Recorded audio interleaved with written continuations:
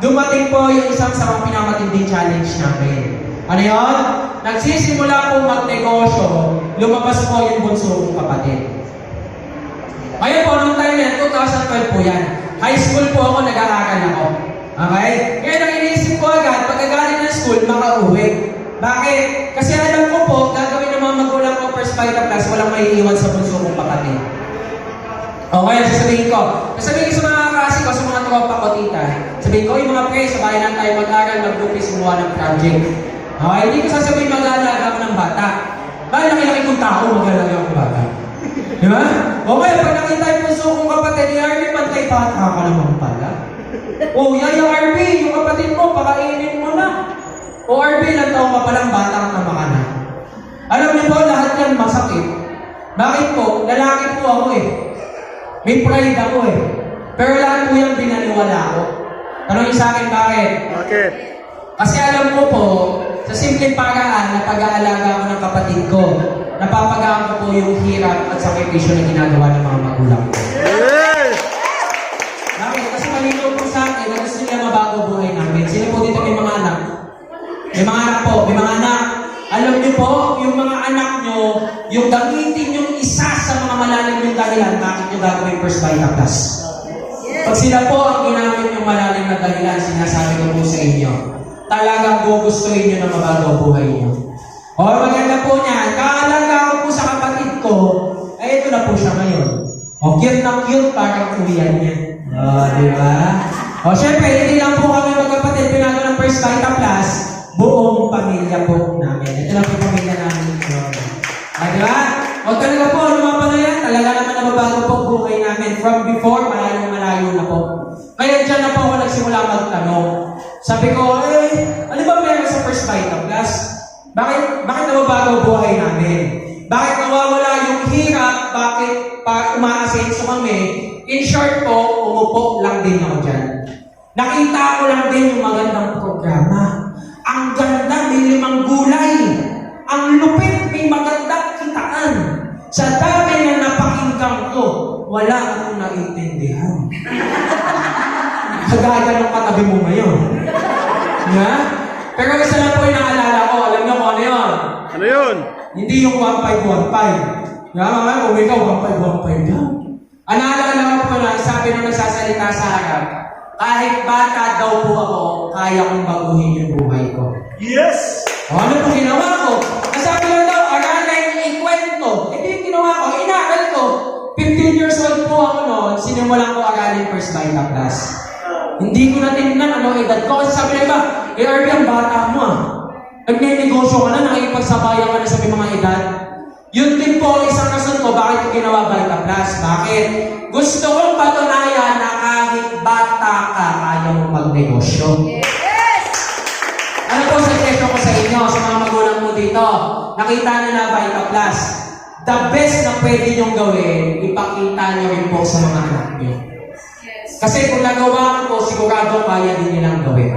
Yes! Okay? Okay po, yung inaral yung kwento.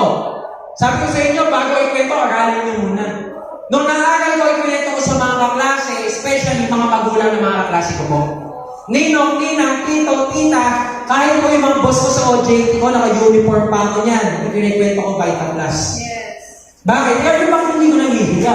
Bakit ako mahihiya? Ano ba kinikwento ko?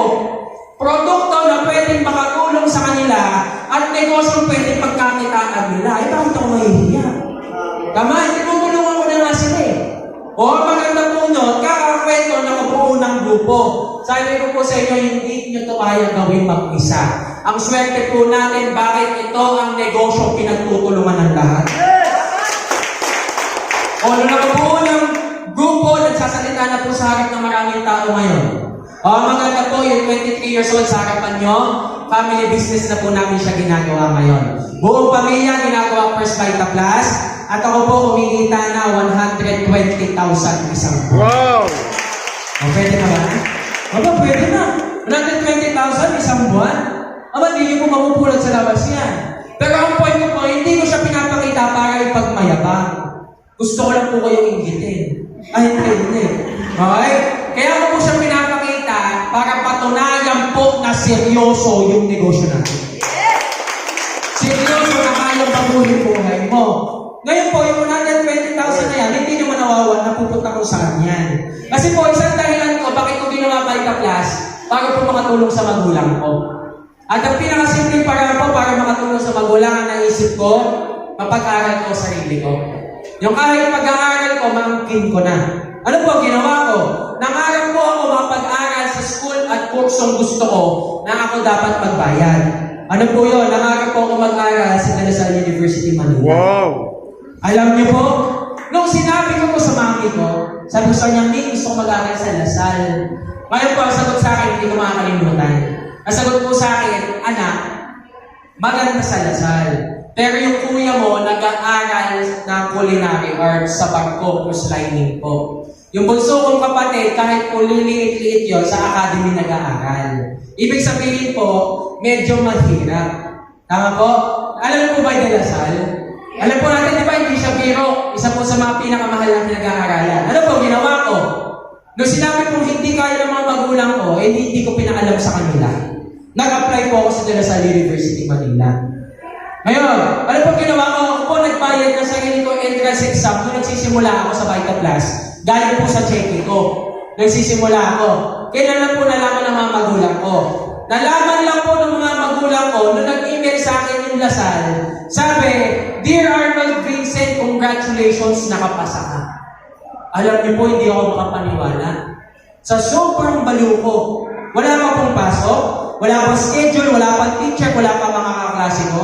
Pumasok na ako sa school ko. Abay, inunahan ko na sila. Nagpa-picture na ako para sigurado na. Tama? O, maganda po ngayon, nag-aaral ako sa La Salle, certified na sa lista dahil sa First Vita Plus. Ang maganda po dyan ngayon, hindi po pinoproblema ng mga magulang ko yung tuition fee. Bakit? Pinag-aaral ko po sarili ko, checking ko sa Vita Plus. Yes! Diba? O, ngayon po, third year college po ako, taking Bachelor of Science in Business Management sa TUF, De La Salle University, Manila. Isa po sa mga hashtag estudyanteng negosyante ng First Vita Plus. Ipinagkakasabay po ang pag-aaral at pagnenegosyo. Part-time estudyante, full-time negosyante. Ano, parang baliktad yun. Part-time estudyante. Diba? Bakit po? Kasi kung hindi dahil sa First Vita Plus, hindi ko po ito magagawa na. O, bukod pa po dyan, bukod sa pag-aaral sarili, siyempre may mga sarili po akong gusto. O, di ba? Ano po yun? Siyempre, nagne-negosyo ako, nag-aaral ako, ano ginawa ko? Nag-invest po ako, nasa nila yung laptop, worth 50,000 pesos po, hindi ko hiningi sa magulang ko. O, bukod pa po dyan, may sariling sasakyan na rin po ako. Wow! Ayan. O, di ba? Yung Toyota Wigo po ako. Ito po, sasakyan na ito ngayon, ito po yung gamit-gamit ko. Pero hindi ko po binili yan. Arby, saan galing yan? Tanong mo po sa akin, saan? Saan? Noong nag-21 years old po ako, panahon ng pandemya po yun, yan po yung iniregalo sa akin ng mga magulang ko. O, tingnan niyo po, naalala ko po kasi ng ganito. Dati po, nung nag-birthday ako, ang tanging regalo lang po sa akin tita ng mami ko. Okay? Damit, pantalon, sapatos. Sabay-sabay na yun. Bagong taon, Christmas, birthday. Kaya nga sa isang taon, isang kumpletong damit na yun eh. Di ba? O ngayon po, dahil po sa First Vita Plus, sasakyan na yung nire-regalo. Wow! O ngayon po, saan naman nang galing, RV? Hindi rin po binili ng mga magulang ko yan. Pataw niyo sa akin, saan? Saan? Nung panahon po ng pandemya, maraming kumpanya nagsasara, tama? O ang malupit po, ang First Vita Plus lang po ang nanatiling sobrang tibay. Wow! Sa sobrang tibay na po, maraming kumpanya nagsasara, pero ang First Vita Plus, nagparakol ng sasakyan, hindi lang isa. Isang sasakyan, buwan-buwan ng 2 taon. 24 na sasakyan po pinarakol ng kumpanya. Ang malupit pa po doon, kami po yung kauna-unahang nanalo. O, di ba? Paano nanalo, RV? Bumili lang po ng power pack. Kasi po, pag bumili ka ng power pack, automatic may raffle ka nun. May raffle ka sa sasakyan. Okay? So, maganda po dyan ngayon, ang kumpanya nagpaparaffle din po. Alam niyo kung ano pinaraffle? Ano sa akin ano? No! Yung mga pinto po muna, gulong, yung mga makina, pagsasama-samahin nyo lang. Ay, hindi po. Okay, ang kumpanya po, so sobrang swerte po natin, talagang binigay niya po lahat. Bakit po? Kasi po, ako, nangangarap po ako noon na makapag-travel. Okay, syempre, ayoko naman sayangin yung katawang lupa ko. Hindi lang puro trabaho. Ano po ginawa ko? Habang nagre-negosyo po, inikot ko yung buong Pilipinas. Ayan, hindi ko po nailagay lahat. Pero ang point ko dito, business with pleasure. Habang nagre-negosyo ka, nakapag-enjoy ka. Ang negosyo natin, kahit saan pwede mong dalhin. O, ang maganda po niyan, dito sa Baita Plus, magbakasyon ka ng 1 linggo. Pag uwi, may chicken. Wow. O, sa labas, magbakasyon ka ng 1 linggo. Pag uwi, nga. Nga ka. Bakit? Nagbakasyon ka eh. O, di ba? Masarap sa Baita Plus po, talagang habang ina-enjoy natin yung proseso, kumikita po tayo. Ay, pala naman natin yan. Okay? Ano pa ginawa ko? Kasi po, puro Pilipinas. Ngayon po, dahil po sa first Baita Plus na experience ko pumapunta ng ibang bansa. First time po, dahil sa first Baita Plus, nakapunta po ako sa Thailand. Ito po unang bansa na napuntahan ko. First time ko makapunta ng ibang bansa, first time ko makasakay ng aeroplano. Lumilipad pala yun. Hala ko tumataos-tos lang. O, maganda po nun, kasama ko pa po mismo yung may-ari ng kumpanya. Yes. Kasama ko po mismo si Mang Joey. Ayun po, higit po sa lahat ng pinakita ko sa inyo na travels, income, sasakyan, resulta. Alam niyo po, may higit na naibigay sa akin yung first Baita Plus. Na hindi po matutumbasan ng kahit ano. Alam niyo po, ano yan tayo sa akin ano? Ano? Yung oras po kasama yung pamilya ko. Kasi po, naalala ko noon, wala pa po sa Baita Plus ha, mga magulang ko po noon, halos hindi na po kami nagsasama. Nasa isang bahay lang kami, paano hindi nagsasama? Kasi po, sa umaga, papasok na sila, tulog pa kami. Hindi na kami nakita. Di ba? Ngayon po, pag uwi nila sa gabi, tulog na ulit kami. Di ba? Ano yung buong araw kami tulog kasi? Ay, hindi. Okay? Alam po na, hindi na napagkwentuhan, wala nang banding-banding. Ano po ginagawa ko? Gamit po si First Baita Plus, binabawi ko po lahat ng oras na yun. Ano ginagawa ko? Itinitreat ko po sila, sagot ko lahat, magpapasalamat po sa mga magulang ko. Yes. O, di ba po? Ito nyo. Ito po, hindi ko siya kayang gawin kung wala ako sa Baita Plus. Ano pong point ko? Ang point ko po dito, pwede naman na hindi ko na gawin yan. Bakit po? Kayang-kaya ng mga magulang ko yan. Pero tingnan nyo po gawin nyo po First Baita Plus para sa mga mahal nyo sa buhay. Mabago po ninyo yung takbo ng buhay nila. Pwede pong dumating yung time. Magpasalamat po sa inyo yung mga anak nyo. Bakit? Kasi kung hindi dahil sa inyo, hindi po nila mararanasan yung sarap ng buhay. Yes. Baka dumating po yung time, mga anak nyo mismo, tumayo po dito sa harapan. Harap-harapan po magpasalamat sa inyo. Di ba po? Yun lang po eh. Ano na kailangan natin gawin? Simple lang po. Lahat po naman nakita natin ngayong araw, buksan lang po natin yung puso at isip natin. Bakit? Kasi po, pwedeng dumating yung time, First Baita Plus na rin po, magbibigay ng lahat ng mga pangangailangan. Okay? At hindi lang po ako siyempre napihayaan ng First Baita Plus. No? Buong pamilya po namin. No? Ito na po lahat na nakuha namin sa First Baita Plus. Dati po, nakatira lang kami sa Mandaluyong. Okay? Sa labas po, hindi po sa loob. Ano eh? Okay? Dati po kami taga-squatter. Taga-squatter po kami. Okay? Gandang lalaki man po ako ngayon, pero talagang matutukhang na ako noon. Di ba po? Ang maganda po niya, dati po taga-Mandaluyong, taga-squatter. Ngayon po, nakabili po ng bagong bahay at lupa sa Las Piñas City. Ayan, napalitan na po namin, nakalipat po kami. Okay, at ngayon po, hindi lang isa, 3 sasakyan po meron kami, mga magulang ko po, naka-Nissan Terra. Yung kuya ko po, naka-Toyota Vios, ako po, naka-Toyota Wido. Isang bagong bahay at lupa at 3 sasakyan, lahat marami po. No? Ngayon po, kung tatanungin niyo ako magkano po lahat yan, tanong niyo sa akin magkano. Magkano? Alam niyo po, isang bahay at 3 sasakyan, wala pa pong 1 milyon yan. Wala po 1 milyon. Kasi po naka-promo nung nabili namin. Promo daw. Pwede kami magkaroon ng 3 sasakyan, isang bahay at lupa. Pero namin magkano? Ang kailangan lang daw namin bilhin, 10, automatic may libre ng 2. Magkano? 8,890. Yes! Isang power pack lang daw bibili namin, pwede namin makuha lahat to.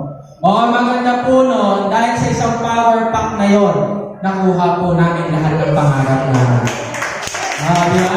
Okay po, ito eh. Simple lang naman po. Lahat po na nakuha namin yan, nasimula lang sa isang power pack. Okay? Ang maganda pa po dyan, ito. Pag mag-decide po kayo ngayon, okay? Nasimulan negosyo ng First Vita Plus, at pumili po kayo ng power pack, ang First Vita Plus po magse-celebrate ng 22 years na sa January. Okay? Ang maganda po niyan, sa bawat tao po na bibili ng power pack, ang kumpanya magpapasalamat po sa atin. Ang maganda po, magpaparapol po siya. Ulit? O, di ba? Hindi po sasakyan, hindi bahay, hindi travel. Ang iparapol po ng kumpanya, 2.2 million pesos. Sa bawat bibili ng power pack, automatic may raffle ka. May naman tao po sa January 8, okay? Sama po kayo sa Smart Araneta po ito. Magpaparapol po ang kumpanya, 22,000. At may isa pong maswerteng mag-uwi ng 2.2 million pesos. At nararamdaman ko, nandito sa kwartong to, ng 2.2 million pesos! Kasi sabi mo ko yun! Sabi mo ko yun! Bumili ka naman ng power pack! Sabi mo ako yun! Hindi ka naman bumili ng power pack. Bili ka naman ng power pack. Yan? Maganda po ito. Kahit hindi man kayo manalo niya ng mahalaga, nagsimula na po kayo. Kasi sa power pack po na yun, nakapaloob lahat ng pangarap mo sa sakyan, travel, kahit savings. Kahit 2.2 million pesos kaya ibigay sa'yo ng First Vita Plus.